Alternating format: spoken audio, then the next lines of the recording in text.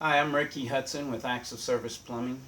Today we just wanted to kind of show you some things about your hot water tank that you may not know.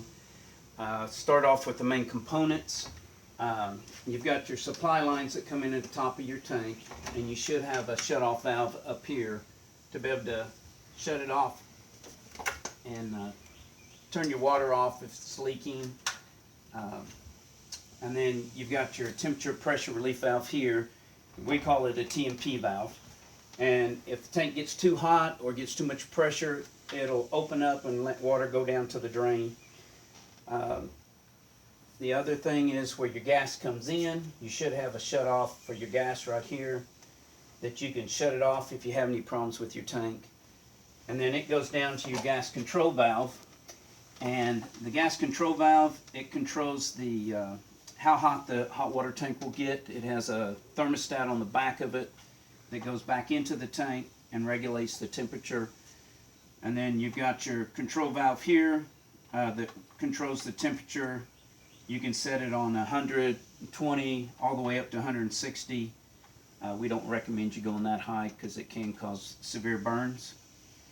And then you've got your drain valve. We call it a boiler drain at the bottom. And that's the way you can flush out your tank if you ever have to, or you can drain it if you're going to replace it.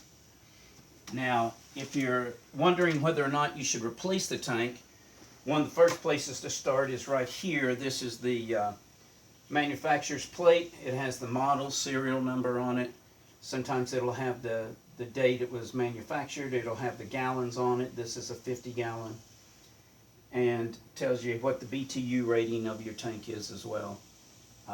If you're not for sure when it was manufactured, you can look at the serial number, call a plumber, or call the manufacturer, and either one can help you figure that out. Now, if you're looking at the tank and wonder, should we replace it or not, you want to look for signs of rust. Up here at the top where the nipple wells come in and the exhaust comes out, a lot of times those will rust up there. You can get rust coming down the side of the tank here where the T&P valve goes in, or at the edge here where the top of the tank is put together. Sometimes you can get rust lines running down the tank. And if you see little rust lines coming down, something's leaking somewhere. And then the other place is you'd want to look for water down here at the bottom. You can take this cover plate off, and you could either get water down here in the bottom of the tank inside, or you could get water down in your pan. Now, this is an enclosed combustion chamber. It has a little sight glass here at the bottom. You can look in there and see whether or not your pilot light is on. Also has a high limit switch that sometimes if it gets too hot, that little switch will pop out. You can push it back in. But if that happens, you definitely want to call a plumber because something's not right with it. But if you have any issues with your hot water tank, please give us a call and we can help you out with it. Thank you. Good.